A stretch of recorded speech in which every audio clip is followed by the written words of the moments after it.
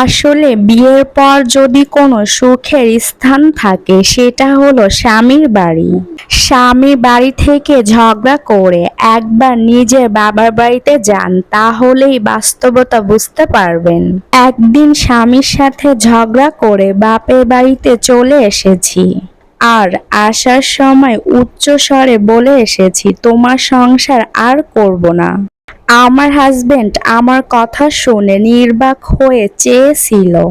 বাবার বাড়িতে আসা মাত্রই ভাইয়া জিজ্ঞাসা করলো, কি ব্যাপার আয়েশা, তুমি হঠাৎ বাড়িতে?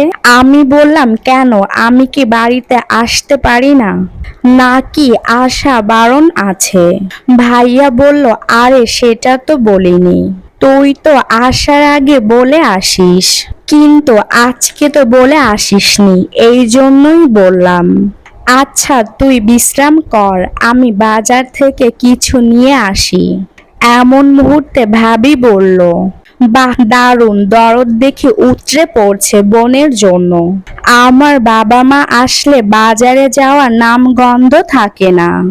এইদিকে সে বোন বাড়ি আসা মাত্রই বাজারে চলে যাচ্ছে।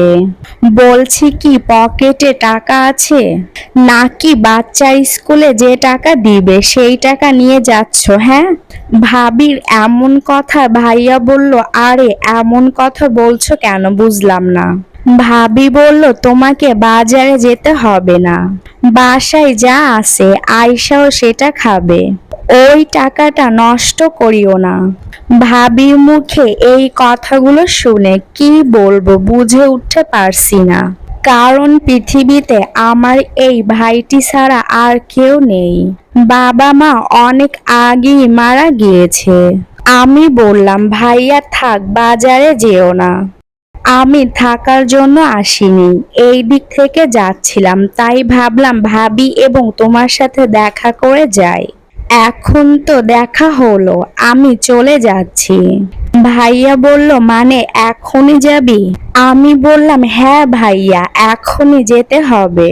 আচ্ছা ভাবি, ভালো থাকেন, যদি সময় পান আমার বাসায় বেড়াতে আসবেন। এরপরে আর একটা কথাও না বলে সোজা স্বামী বাড়িতে চলে আসলাম।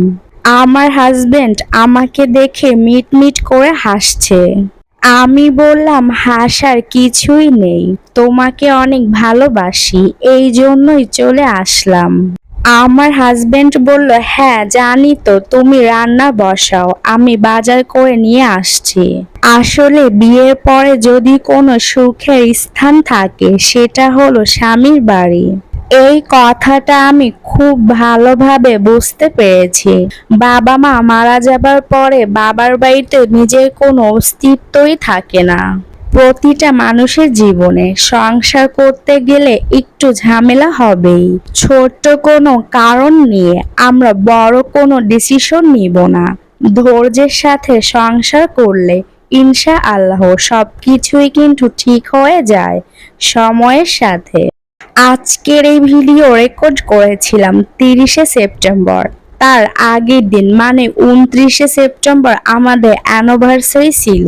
তবে আমি অনেক বেশি অসুস্থ ছিলাম, সেই কারণে কিন্তু তেমন একটা আয়োজনই করতে পারিনি। আরেকটি কথা বলি, আয়োজন বলতে আমরা কিন্তু ঘরোয়াভাবেই সব আয়োজন করি। আমার যেমন কাশি হয়েছিল, তার সাথে জ্বর, গলাও বসে গিয়েছিল, তাই আম্মুকে আমাদের বাসায় আসতে বলেছিলাম।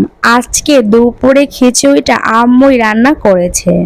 নেক্সট ভিডিও দেখার আমন্ত্রণ জানিয়ে আজকে ভিডিওটি শেষ করছি। আপনারা সবাই ভালো থাকবেন, সুস্থ থাকবেন, আমাদের জন্য দোয়া করবেন। আল্লাহ হাফেজ, আসসালামু আলাইকুম।